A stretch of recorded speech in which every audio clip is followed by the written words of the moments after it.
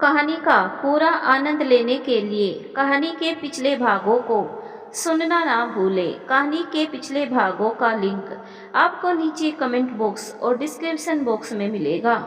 तो चलिए आगे की कहानी शुरू करते हैं। जय श्री कृष्ण, जय श्री राधे, ओम नमः शिवाय, जय माता दी। दूसरे दिन सिमरन ऑफिस नहीं गई। उसने सोचा ऑफिस वालों तक भी ये बात पहुंच ही गई होगी, कैसे सामना करेगी सबका। इसीलिए उसने एक हफ्ते की छुट्टी ले ली। यही सम्राट ने भी सोचा और उसने भी एक हफ्ते की छुट्टी ले ली। दोनों ने सोचा कि शायद हफ्ते भर में मामला कुछ ठंडा पड़ जाए। हफ्ते भर बाद जब दोनों ऑफिस पहुंचे तो सबकी निगाहें दोनों पर उठ गई।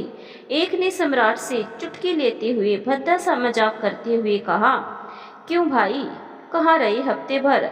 हनीमून पर गए थे क्या? सम्राट उसकी बात का कोई जवाब न देते हुए आगे बढ़ गया।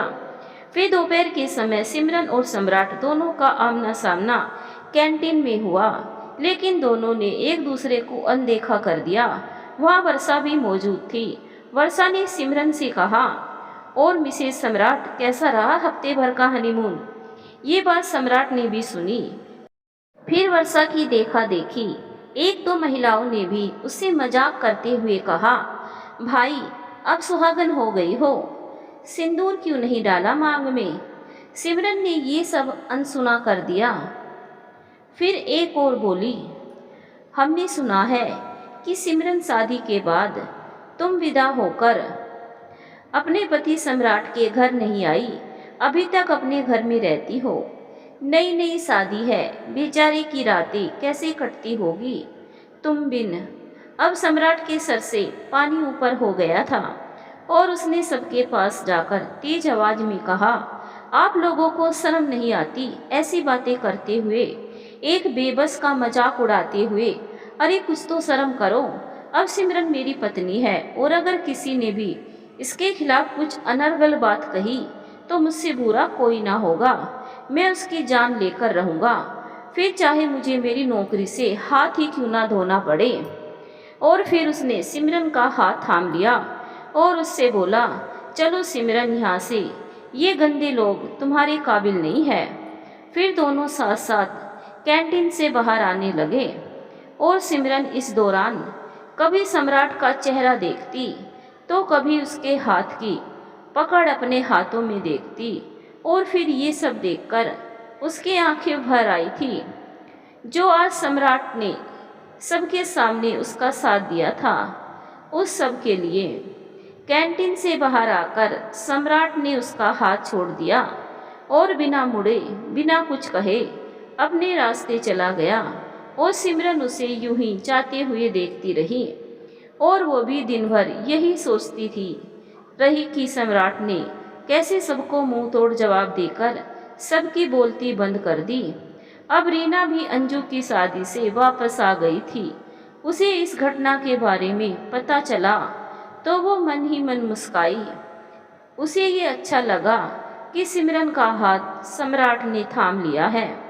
लेकिन फिर उसने ये सुना कि वो दोनों अभी भी अलग अलग रह रही है तो कुछ सोच में पड़ गई और उसने इस विषय पर आरती दीदी से बात करने का सोचा।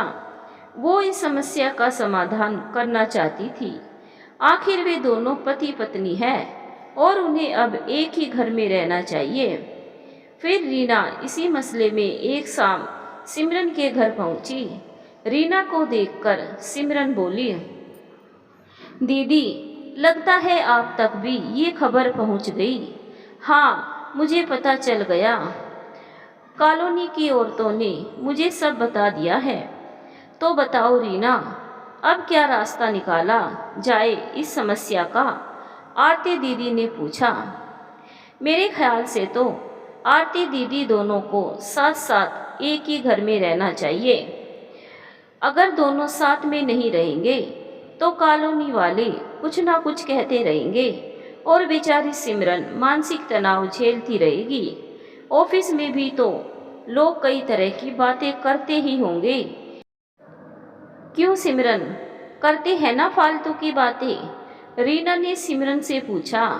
हाँ दीदी, करते तो है, सिमरन, समाज ऐसा ही है, कुछ ना करो तो भी लोग बातें करते हैं, और अगर कुछ कर दिया तो फिर तो वे बातें करेंगे ही। लोग अपने गिरेबान में झांक कर नहीं देखते, लेकिन दूसरे की गिरेबान पकड़ने को हमेशा तैयार रहते हैं। यही हमारी दुनिया है, यही हमारा समाज है, और हम इस समाज को छोड़ भी नहीं सकते। रीना बोली। सिमरन, लेकिन दीदी, ये समाज ऐसा क्यों है? उस दिन इतनी बातें कही गई मेरे बारे में कि सम्राट ने इतना बड़ा कदम उठा लिया। रीना, हमने समाज को स्वयं ऐसा बना रखा है, अपनी सोच को संकुचित कर रखा है, और सबसे बड़ी बात यहाँ पर यह है कि एक औरत ही दूसरी औरत को नीचे गिराने से पीछे नहीं हटती, तो पुरुष क्यों पीछे रहे औरत को नीचा दिखाने में? दीदी, शायद आप सही कहती है। तो अब क्या सोचा तुमने? दीदी, अभी तो कुछ नहीं सोचा। तुझे नहीं लगता कि तू उसके संग अन्याय कर रही है? उसने तुझे डूबने से बचाया और तूने ही उसे भंवर की ओर धकेल दिया। दीदी, मेरे दिल में अभी भी अखिलेश जी ही बसते हैं। मैं कैसे अचानक से किसी पर पुरुष को अपना पति मान लूं? तेरी बात भी बिल्कुल सही है। कौन कहता है कि तू उसे अपने दिल में जगह दे दे? उसने तेरी मांग में सिंदूर डाला है, तो उस सिंदूर की खातिर तुम दोनों एक घर में तो रह ही सकते हो, लोगों के मुंह बंद करने के लिए। दीदी, एक ही घर में कैसे रह सकते हैं हम दोनों? मेरा दिल गवारा नहीं करता। अपने दिल को समझा सिमरन, रहने लग एक घर में उसके साथ। लेकिन दीदी, कैसे समझाऊं अपने मन को? एक बात बोलूं सिमरन? आरती दीदी बोली। हाँ कहिए। तुझे याद है ना कि अखिलेश ने अपनी सांसें लेते वक्त, अपनी अंतिम सांसें लेते वक्त क्या कहा था? यही कि उसके जाने के बाद सिमरन की मांग सुनी नहीं रहनी चाहिए, उसकी दूसरी शादी करवा देना। तुझे याद है या नहीं?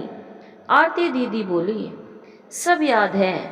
तो फिर तू उसकी ही अंतिम इच्छा का मान रख ले। आरती दीदी बोली। सिमरन, 2 दिन बाद रविवार है, उस दिन तुम्हारा सम्राट के घर में गृह प्रवेश होगा। मैं तब तक तेरे लिए श्रृंगार का सामान खरीदती हूँ, और शर्मा जी से कह के उस दिन पूरी कॉलोनी का खाना पीने का इंतजाम करवा देंगे। फिर सभी की शिकायतें दूर हो जाएगी। अगर तू सम्राट के घर में रहने लगेगी तो सबका मुंह अपने आप ही बंद हो जाएगा। और सबसे बड़ी बात यह है कि तुझे तेरा पुराना घर भी वापस मिल जाएगा। रीना बोली। लेकिन दीदी, इतनी जल्दी ये काम जितनी जल्दी हो जाए तो उतना अच्छा। तुमने हमारी उलझन दूर कर दी रीना। आरती दीदी बोली। ये तो मेरा फर्ज था दीदी। रीना बोली। सच, तूने हर कदम पर, हर मुश्किल घड़ी में सिमरन का साथ दिया। भगवान तुझे हमेशा खुश रखे। अच्छा, तो अब मैं चलती हूँ। और इतना कहकर रीना वहाँ से चली गई। रीना के जाते ही सिमरन आरती दीदी से बोली, मैं और सम्राट एक घर में कैसे रहेंगे दीदी? तू चिंता मत कर, सब अच्छा ही होगा। चिंता कैसे ना करूं? पहले वो मेरा दोस्त था तो मैं उससे लड़ लेती थी, झगड़ लेती थी, लेकिन अब वो रिश्ता बदल गया है। समाज की नज़रों में अब वो मेरा पति है।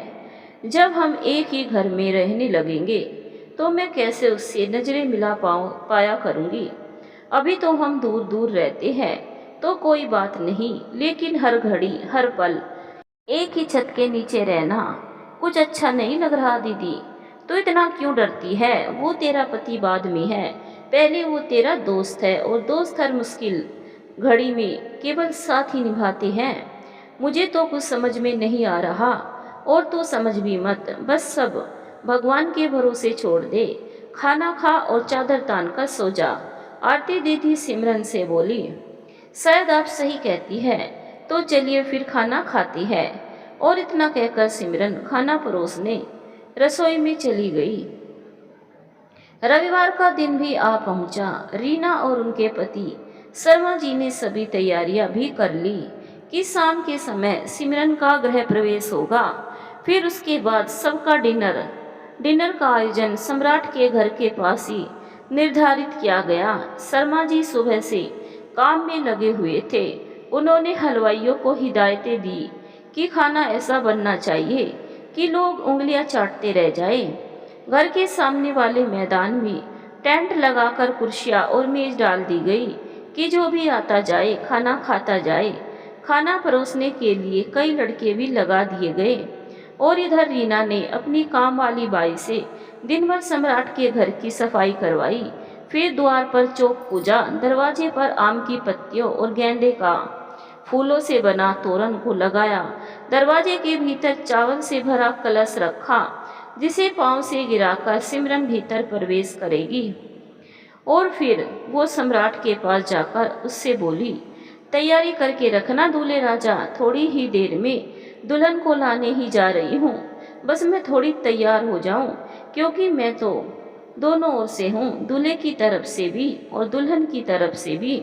वो तो ठीक है भाभी, लेकिन सिमरन इस रिश्ते से बिल्कुल खुश नहीं है। ये रिश्ता उसके लिए जबरदस्ती का रिश्ता है।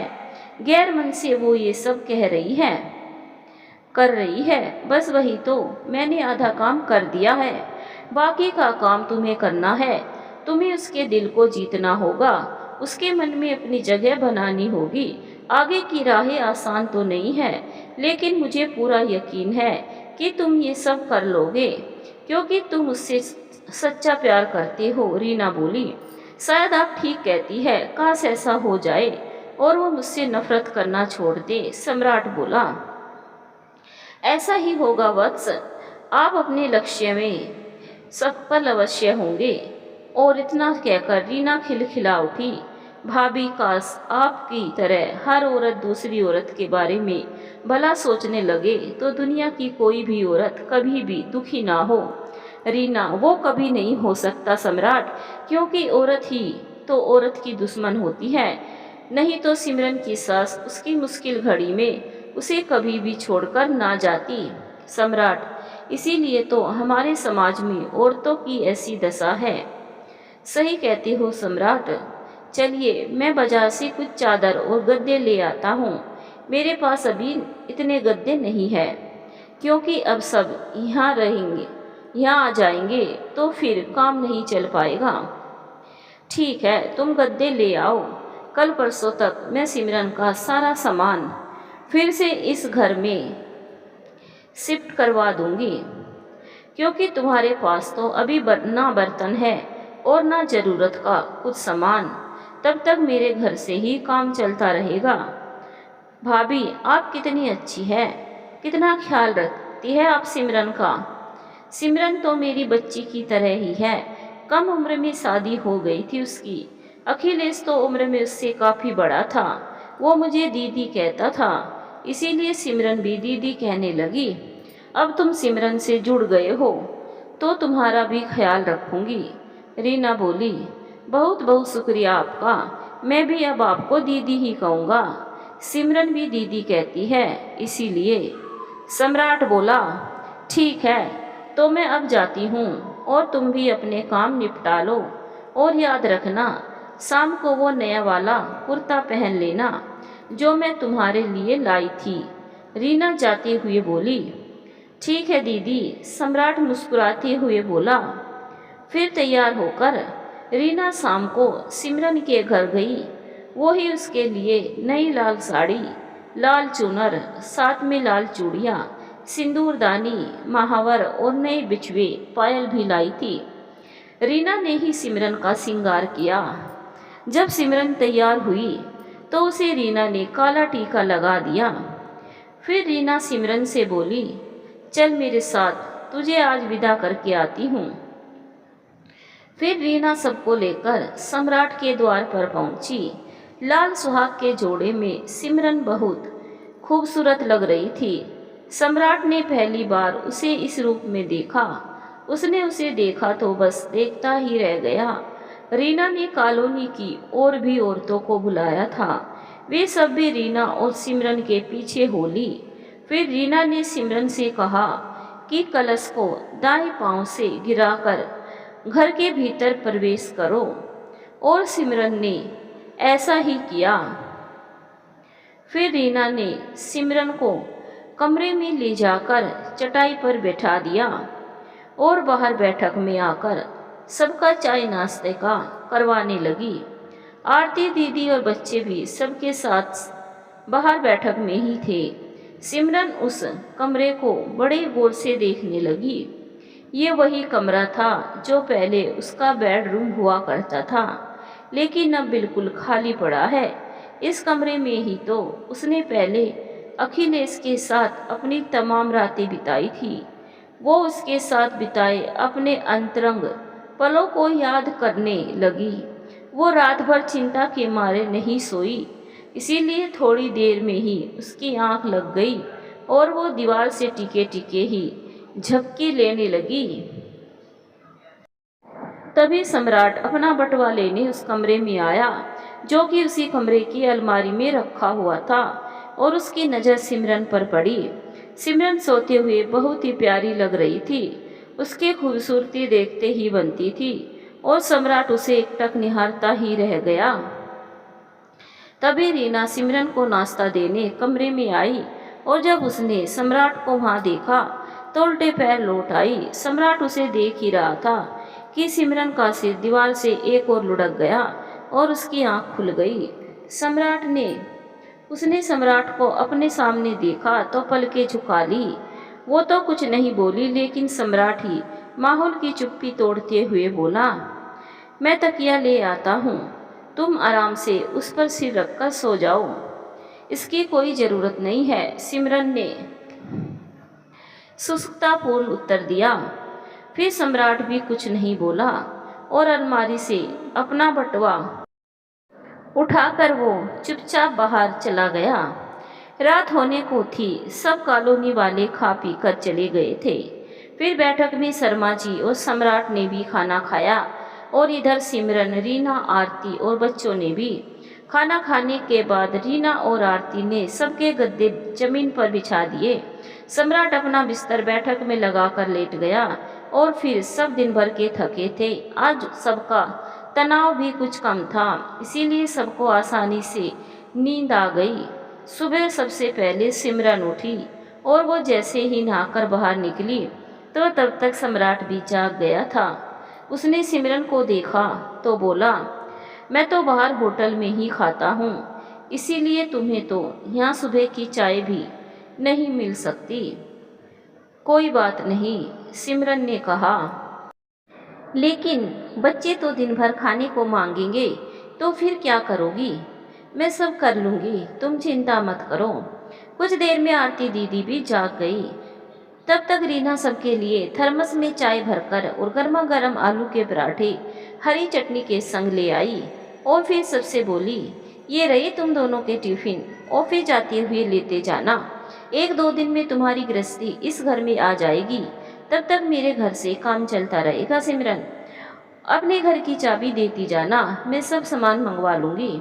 रीना जैसे ही जाने लगी तो पलटकर दोनों से बोली, और हाँ, तुम दोनों के बीच जो भी मनमुटाव हो, लेकिन ऑफिस दोनों साथ में ही जाना, क्योंकि दुनिया की नज़रों में अब तुम दोनों पति पत्नी हो। कैंटीन में भी साथ में खाना खाना, भले ही एक दूसरे से चाहे बात ना करो, किसी को कुछ भी बोलने का मौका मत देना। और इतना कहकर रीना वहाँ से चली गई। दोनों साथ में ऑफिस गए और साथ में ही खाना खाया, लेकिन बात नहीं की। 1-2 दिन में ही रीना ने 1-2 मजदूर लगवाकर सारा सामान सिमरन के पुराने घर से मंगवाकर शिफ्ट भी करवा दिया। अब सिमरन को वो अपना घर लग रहा था, बिल्कुल पहले जैसा। आरती दीदी ने भी दोनों बच्चों को समझाया कि अब ये तुम्हारे पापा है, इन्हें पापा ही कहा करो। कच्ची उम्र के बच्चे इस बात को फौरन समझ गए क्योंकि सम्राट उन्हें प्यार भी तो करता था, उनका कितना ख्याल रखता था। और फिर बच्चे प्यार की भाषा जल्दी समझ जाते हैं, इसीलिए बच्चे अब सम्राट को पापा कहने लगे थे। अभी सम्राट ने अपने घर में नहीं बताया कि उसे सिमरन मिल गई है और उसके साथ इतना कुछ हो चुका था और कौन से हालातों में उसे उसकी मांग भरनी पड़ी। सम्राट ने सोचा तो था कि घर में बता दे, लेकिन फिर सोचा कि जब उसे सिमरन दिल से स्वीकार कर लेगी तब बताएगा सबको कि उसे सिमरन मिल गई है और उससे शादी उसने कर ली है। लेकिन सिमरन ने अपने मामा रमेश और मामी शीला को चिट्ठी लिखकर सब बता दिया और शीला रमेश को ये बहुत अच्छा किया कि अब सिमरन अकेली नहीं है, उसका साथ सम्राट ने थाम लिया है। अब घर में सामान पूरी तरह से लग चुका था, इसीलिए सिमरन ने रीना को मना कर दिया कि अब आप चाय नाश्ता और खाने की तकलीफ ना उठाए, मैं सब कर लिया करूँगी। इस तरह से एक बार फिर सिमरन का जीवन ढर्रे पर चलने लगा था। अभी भी वो सम्राट से बात नहीं कर रही थी। सम्राट के लिए वो चाय नाश्ता खाना आरती दीदी के हाथ भिजवा देती। अब ये बात आरती दीदी को जच नहीं रही थी। फिर एक दिन जब सिमरन उठी, नहाकर रसोई में चाय बनाने पहुंची, तब तक आरती दीदी भी जाग गई थी और चाय बनाकर वो आरती के पास लाकर बोली, दीदी ये रही आपकी चाय और ये वाली चाय अपने लाडले को दे दीजिए। तो ही क्यों नहीं दे आती उसे चाय, उसे अच्छा लगेगा। आरती बोली, मैं क्यों जाऊं उसे चाय देने? अरे दे आना, जिद क्यों करती है? ठीक है आप कहती है, इसीलिए जा रही हूँ उसे चाय देने। और सिमरन चाय लेकर सम्राट के पास पहुंचकर बोली, ये लो तुम्हारी चाय, पी लो। तब सम्राट सिमरन से बोला, तुम इस गुलाबी साड़ी में अच्छी लग रही हो। तुम्हें याद है एक गुलाबी फ्रॉक मैं भी बाबूजी के साथ लेकर आया था तुम्हारे लिए। तुम्हें गुलाबी रंग बहुत पसंद है ना? चाय पीने को कहा है, तारीफ करने को नहीं। इतना कहकर सिमरन चली गई और सम्राट मुस्कुराते हुए मन में बोला, कब तक यूं रूठी रहोगी? देखना एक ना एक दिन तुम्हारा दिल तो मैं जीत कर ही रहूँगा। सिमरन ने नाश्ता बना दिया। तब तक सम्राट भी नहाकर आ चुका था और वो उसे नाश्ता परोस कर दे आई। फिर उसने पास टिफिन रखकर बोली, ये लो तुम्हारा लंच बॉक्स रख लो। तुम अब अलग अलग डब्बा मत पैक किया करो, शाम को मैं थोड़ा बड़ा सा लंच बॉक्स ले आऊँगा। एक साथ उसमें ही दोनों का लंच पैक कर लिया करो, वैसे ही साथ में खाया करेंगे जैसे कि स्कूल में खाया करते थे, सम्राट बोला। सम्राट की बात सुनकर फिर सिमरन कुछ न बोली। शाम को सम्राट एक नया लंच बॉक्स लेकर आ गया और सिमरन के हाथों में थमाते हुए बोला, ये लो इसमें दोपहर का खाना पैक किया करो। दोनों का खाना अब एक साथ ही डिब्बे में पैक होता और दोनों साथ बैठकर ही खाते, आपस में बिना बात करे। ऐसे ही दिन बीत रहे थे और ऐसे ही दिन महीने साल और बीत गए। दशहरा आया। सम्राट ने बच्चों के संग दशहरा मनाया। घर पर फोन करके बता दिया छुट्टी नहीं मिल रही है। फिर करवा चौथ भी आया। रीना ने सिमरन से कहा, बहन जी व्रत रखना क्योंकि अब तुम्हारी मांग सुनी नहीं है। आरती दीदी और रीना के कहने पर सिमरन ने करवा चौथ का व्रत रखा और पूरा श्रृंगार भी किया।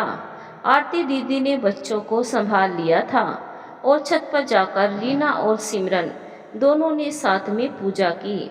रीना के पति शर्मा जी और सम्राट भी छत पर ही थे। चांद निकला। सिमरन ने छलनी से चांद देखा, फिर सम्राट को देखा, उसकी आरती उतारी। फिर रीना ने सम्राट से कहा कि सिमरन को कुछ मीठा खिलाओ और उसे जल पिलाकर उसका व्रत पूरा करो। सम्राट ने ऐसा ही किया। जब विधिवत पूजा करके सिमरन सम्राट के चरण स्पर्श करने को हुई तो सम्राट पीछे हट गया। तब रीना ने उससे पूछा, क्या हुआ सम्राट, पीछे क्यों हटे? दीदी, ये तो मुझे अब अपना दोस्त भी नहीं मानती, पति तो दूर की बात है। जब इसके दिल में मेरे लिए भाव जाग जाएंगे तभी मैं इससे अपने चरण स्पर्श करवाऊंगा, क्योंकि बिना भाव के ना तो आदर सम्मान होता है और ना ही चरण स्पर्श।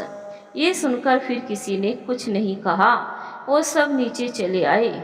सबने खाना खाया, फिर अपने अपने बिस्तर पर जा लेटे। लेकिन सिमरन रात को सो ना सकी। उसे सम्राट की कही बात बहुत ज़्यादा चुभ गई थी। उसने सोचा, सच ही तो कहा सम्राट ने। उसने मेरे सम्मान की खातिर इतना बड़ा कदम उठा लिया, जबकि मैं विधवा थी, मेरे 2 बच्चे भी थे। उसे इस बात से कोई फर्क नहीं पड़ा। उसके दिल में मेरे लिए जो जगह बचपन में थी वो अब भी है। उसे फर्क नहीं पड़ा कि मैं किसी की बिहाता थी। वो सच में एक देवता ही तो है। मेरे बच्चों ने उसे कितनी जल्दी स्वीकार कर लिया। उसे पापा कहते हैं। जब वो मेरे बच्चों का पापा बन सकता है तो क्या मैं अपने बच्चों की खातिर उसकी पत्नी नहीं बन सकती? ऐसा कौन सा अहम है मुझ में जो आड़े आ रहा है और मुझे ऐसा करने से रोक रहा है? ये सोचते सोचते सिमरन कब सो गई उसे पता ही नहीं चला। फिर एक शनिवार की शाम सिमरन बाजार चली गई कुछ सामान खरीदने और बच्चों को आरती दीदी के पास छोड़ गई। आरती से बोली कि फौरन लौट आएगी। सम्राट भी घर पर था और वो भी बच्चों के ही साथ खेल रहा था। तभी आरती रसोई में कुछ काम करने लगी। सोचा सिमरन को आने में समय लग जाएगा, मैं तब तक सब्जी वगैरह काट कर रख देती हूँ। इधर सम्राट ने भी ध्यान नहीं दिया, वो तरुण के साथ खेलने में व्यस्त था। तब तक अनिका अकेले ही छत पर जाने वाली सीढ़ियों पर चढ़ने लगी और स्वयं को संभाल नहीं पाई, क्योंकि वह अभी छोटी थी। उसके हाथ से सीढ़ी की पकड़ छूट गई और वो सीढ़ियों से धड़धड़ाते हुए नीचे आ पहुंची। आवाज़ सुनकर सब भागे। उसके सिर में चोट आई थी और खून बह रहा था। सम्राट ने फौरन ही अनिका को उठाया और डॉक्टर के पास ले भागा। उसकी जान सूख गई थी। डॉक्टर साहब ने अनिका को देखा तो बोले, कुछ नहीं हुआ बच्ची को, बस मामूली सी चोट है। बच्चों को तो ये सब होता ही रहता है। खून निकल गया तो अच्छा रहा, नहीं तो अंदरूनी चोट का डर बना रहता। मैं तो घबरा ही गया था, सम्राट डॉक्टर से बोला। फिर डॉक्टर साहब ने अनिका के सर पर पट्टी कर दी और सम्राट से बोले कि ये सिरप है, दिन में 3 बार पिलाइए। ये दूसरा सिरप तब पिलाइए जब बुखार आ जाए, क्योंकि बच्चों के साथ ऐसा होने पर अक्सर बुखार की संभावना बनी रहती है। फिर सम्राट ने डॉक्टर साहब का धन्यवाद किया और अनिका को लेकर घर पहुंच गया। तब तक सिमरन भी बाजार से वापस आ चुकी थी। वो गुस्से से एकदम लाल थी और वो आरती दीदी से बोली, दीदी ये उठाएगा मेरे बच्चों की जिम्मेदारी? देखा ना, थोड़ी देर को घर से बाहर क्या गई। महाशय ने ध्यान नहीं दिया और अनिका सीढ़ियों से गिर गई। अरे उसके सर क्यों सारा दोष मढ़ रही है? मैं भी तो मौजूद थी घर में, आप भी तो जैसे उसकी हो चुकी है। लेकिन ये तो देख सकते थे ना बच्चे को। भगवान ने इतनी बड़ी बड़ी आंखें काहे के लिए दी है? सिमरन गुस्से से बोली। अच्छा, मेरी आंखें बड़ी बड़ी है। चलो कम से कम इतना ध्यान तो दिया मुझ पर, धन्यवाद देने के लिए, सम्राट बोला। इतना सुनते ही आरती खिलखिलाकर हंस पड़ी तो उन्हें देखकर बच्चे भी हंस पड़े। फिर सम्राट हंसा, सबको हंसता देख सिमरन भी हंस पड़ी। फिर कुछ देर बाद सिमरन बोली, हंसी में मत टालो, आइंदा से ऐसा ना हो। जी बेगम साहिबा, जो हुकुम, आपकी इस बात पर गौर फरमाया जाएगा, सम्राट बोला। फिर सम्राट की बात सुनकर सिमरन बोली, तो कुछ नहीं, लेकिन मंद मंद मुस्कुराते हुए रसोई में चली गई। ऐसे ही दिन बीत रहे थे। अब सिमरन सम्राट से कभी कभार बात करने लगी थी, उसकी पसंद का खाना भी बनाने लगी थी। एक दिन दोनों मंदिर गए। तब सम्राट ने सिमरन से कहा, सिमरन, तुम मुझे अपना पति मानो या ना मानो, लेकिन मैं तुम्हारा दोस्त पहले था और हमेशा रहूँगा। मैंने तुम्हारा हाथ तुम्हारा साथी बनने के लिए थामा है, ना कि जीवन साथी बनने के लिए। तुम अपने मन में कोई भी गलतफहमियां मत रखना। मेरा इरादा गंदा नहीं था, मैं तो बस तुम्हारी मदद करना चाहता था। मैं जानती हूँ। और इतना कहकर सिमरन आगे बढ़ गई। फिर एक रात सिमरन को जोर का बुखार चढ़ा। आरती घबरा गई और उतनी ही रात को उन्होंने सम्राट को जगाकर बताया कि सिमरन बुखार से तप रही है। सम्राट जाकर सिमरन के पास पहुंचा। छूकर देखा तो सचमुच बुखार बहुत तेज था। सम्राट ने आरती से कहा कि तरुण और अनिका को आप अपने पास सुला लीजिए, कहीं माँ का बुखार बच्चों को ना लग जाए। मैं सिमरन के पास बैठता हूँ और इसके सिर पर ठंडे पानी की पट्टियाँ रखता हूँ। मेरे पास बुखार की गोली पड़ी है, मैं इसे खिला देता हूँ। इस वक्त तो डॉक्टर भी नहीं मिलेगा। रात के 2 बज रहे हैं, सुबह तक इंतजार करना पड़ेगा।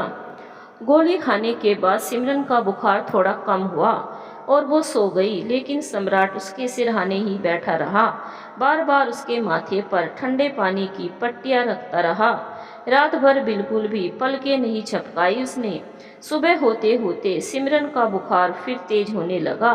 उसके चेहरे पर और हाथों में 1-2 दाने भी निकल आए। सम्राट अब समझ चुका था कि सिमरन को चेचक निकली है, इसीलिए इतना तेज बुखार हुआ है। लेकिन फिर भी डॉक्टर को कंफर्म करना जरूरी था कि वो चेचक ही थी, इसीलिए वो डॉक्टर को घर लेकर आया। डॉक्टर ने सिमरन को दूर से ही देखकर बता दिया कि ये चिकन पॉक्स है, और वे सम्राट से बोले, मैं बुखार की दवा दिए देता हूँ, और तो बाकी एहतियात बरतनी होगी। संक्रमित रोग है, इसीलिए घर के और सदस्य को भी हो सकता है। बच्चों को भी इनसे दूर रखिए। डॉक्टर की बात सुनकर सम्राट बोला, जी डॉक्टर साहब, मुझे पता है कि इस रोग में क्या क्या सावधानियां रखनी है। मैं आपकी कही सभी बातों का ख्याल रखूंगा। और फिर डॉक्टर साहब को सम्राट ने उनकी फीस दी और उनका धन्यवाद करते हुए वो उन्हें बाहर तक छोड़ आया। भीतर आकर उसने आरती से कहा कि आप बच्चों को लेकर दूसरे कमरे में रहिए, मैं सिमरन की देखभाल करूंगा। इसके बाद सम्राट सिमरन की देखभाल में लग गया। वो रोज नीम के ताज़ा पत्ते लाता, उन्हें उसके बिस्तर पर रखता, नीम का पानी उसके नहाने के लिए बाथरूम में भरकर रखता, अपने हाथों से खाना खिलाता, उसका सिर दबाता, सिर में तेल लगाकर उसके बाल बनाता और खुद जमीन पर गद्दा बिछाकर उसके ही कमरे में सो जाता। उसका ऐसा सेवा भाव देखकर कभी कभी सिमरन के आंसू बह निकलते। तब उससे सम्राट पूछता, क्यों रो रही हो पगली? तब सिमरन कहती, तुम मेरी इतनी सेवा जो कर रहे हो। तो सम्राट कहता, आखिर तुम मेरी बचपन की दोस्त जो हो, इतना तो कर ही सकता हूँ तुम्हारे लिए। ये सुनकर सिमरन निहाल हो जाती और मन ही मन सोचती, ये तो अखिलेश की परछाई है,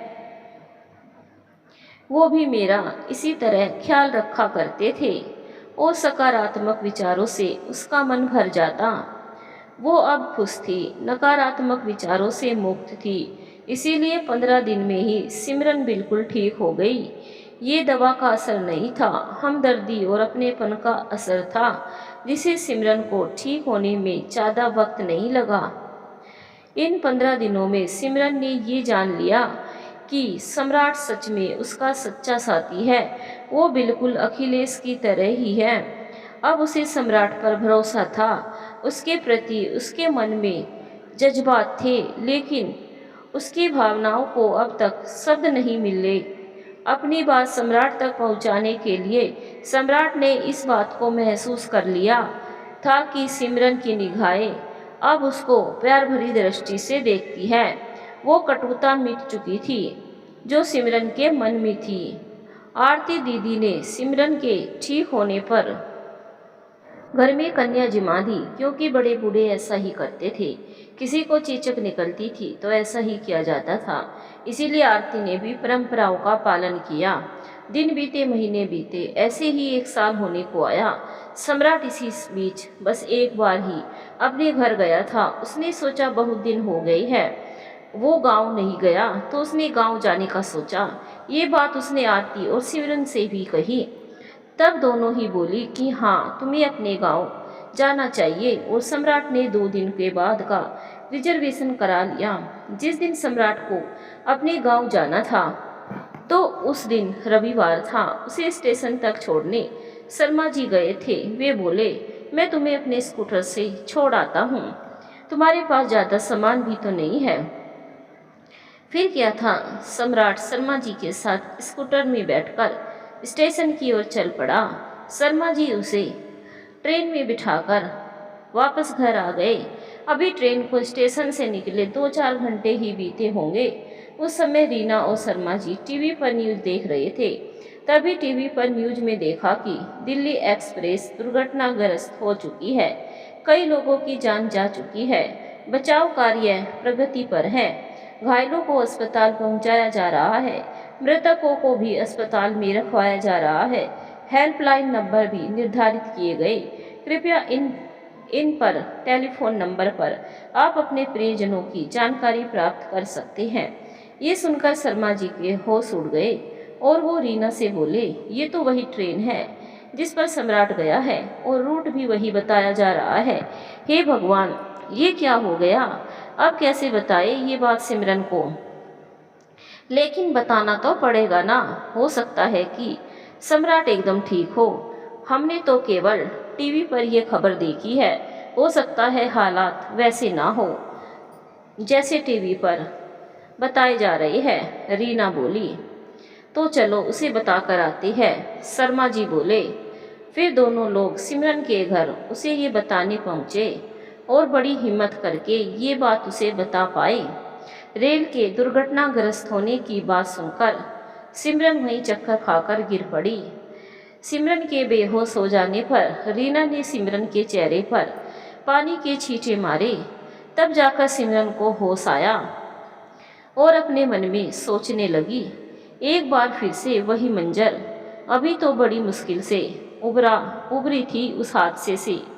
तब आरती दीदी भी बिलख पड़ी और बोली, ना जाने अब क्या होने वाला है। और ये कहकर उनकी आंखों से झरझर आंसू बहने लगे। तब शर्मा जी बोले, सिमरन तुम चिंता मत करो, मैं फ़ोन करके पूछता हूँ कि क्या माजरा है। सम्राट को गए हुए अब 4-5 घंटे से ज़्यादा हो चुका है। मुश्किल से 4-5 स्टेशन ही निकले थे कि शायद तभी किसी गांव के पास ट्रेन का एक्सीडेंट हो गया। गांव का नाम तो मुझे याद नहीं आ रहा, लेकिन मैं अभी पता करके आता हूँ। आप जाइए ना, जल्दी से पता तो कर कीजिए कि क्या हालात है वहाँ पर। भगवान करे सम्राट सकुशल हो।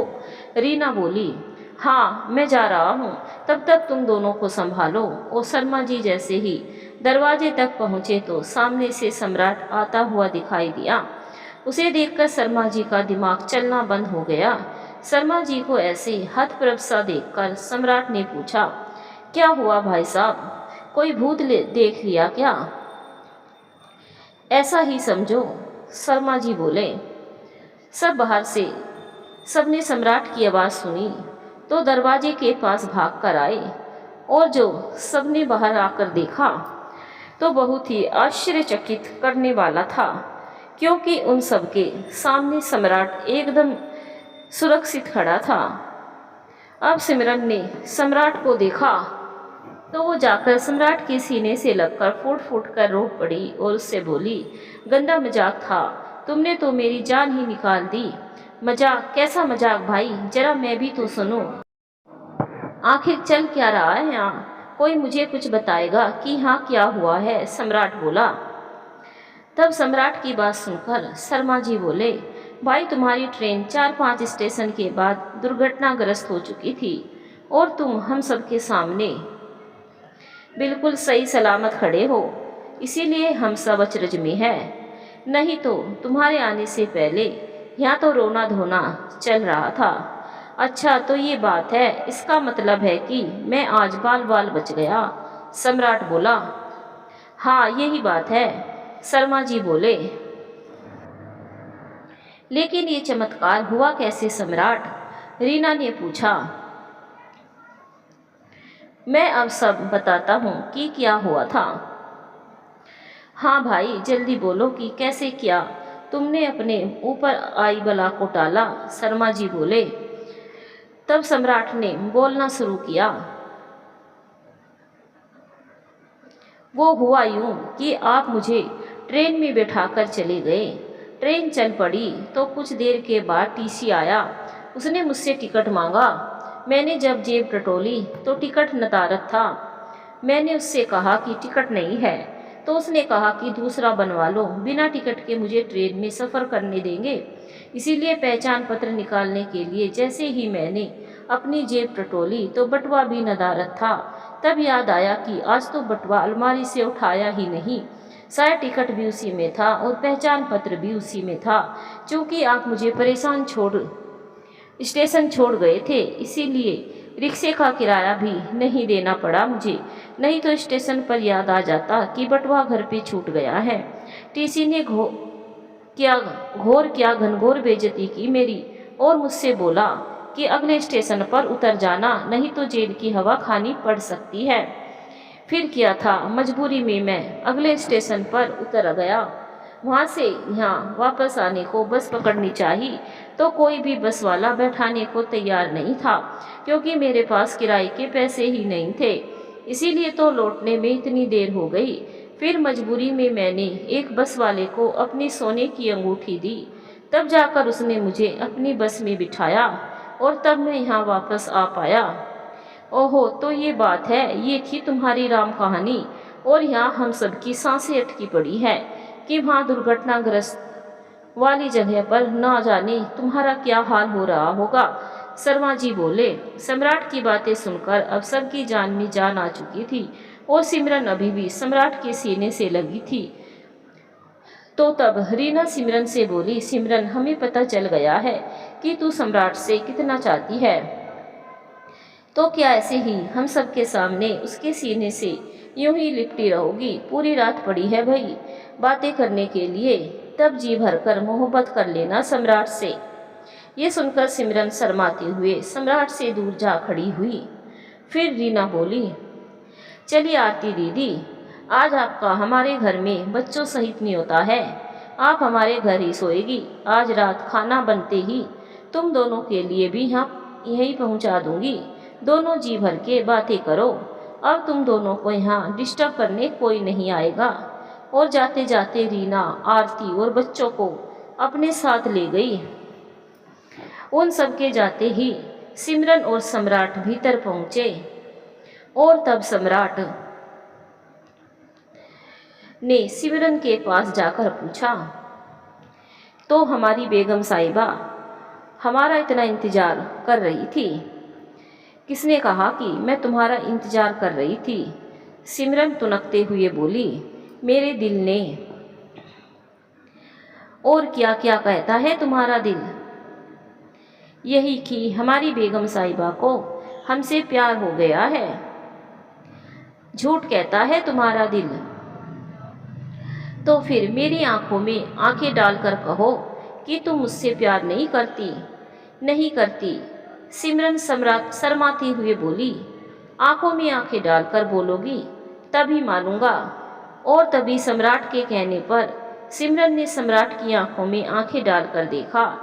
उसे सम्राट की आंखों में बेइंतहा मोहब्बत नजर आई और उसकी मोहब्बत देखकर वो उससे अब दूर न रह सकी। वो उससे लिपटकर धीरे से बोली, हाँ मैं तुम्हें चाहने लगी हूँ और तुमसे अब कभी भी दूर नहीं जाना चाहती। मुझे खुद में समेट लो सम्राट, मैं तो कब से यही चाहता हूँ। और फिर सम्राट ने सिमरन को अपनी बाहों में समेट लिया। उस रात सम्राट और सिमरन ने दिल से एक दूसरे को अपना बना लिया। फिर उनकी प्यार की नैया जिंदगी रूपी नदी में बिना किसी अड़चन के तैरने लगी। फिर इसके 1 साल के बाद सिमरन ने एक बेटे को जन्म दिया। सम्राट ने तीनों बच्चों में कभी फर्क नहीं किया और कभी तरुण और अनिका को ये नहीं पता चलने दिया कि वो उनका दूसरा पिता है। सम्राट के परिवार ने भी सिमरन को और उसके बच्चों को दिल से अपना लिया। सम्राट को सिमरन दोबारा मिल गई थी। इस बात की सम्राट के परिवार वालों को बहुत खुशी थी। आज भी दोनों का दाम्पत्य जीवन पूर्णतः खुशहाल है। सम्राट ने तरुण को अपना ये पुराना घर दे दिया है और गौरव के लिए उसने नया घर बनवा दिया है। और बेटी अनिका भी नौकरी करती है, उसे भी ईश्वर की कृपा से अच्छा घर और वर मिल गया है। वे दोनों रिटायरमेंट के बाद बारी बारी से बच्चों के घर में अपना समय बिताती है। अपनी बात कहकर शालिनी चाची शांत हो गई तो तरुण की पत्नी छवि उनसे बोली, तो ये थी पापा और मम्मी की प्रेम कहानी। हाँ, ये थी सिमरन की कहानी। उसके पास अभी भी उसका सिंदूर है, शालिनी चाची बोली। धन्यवाद दोस्तों।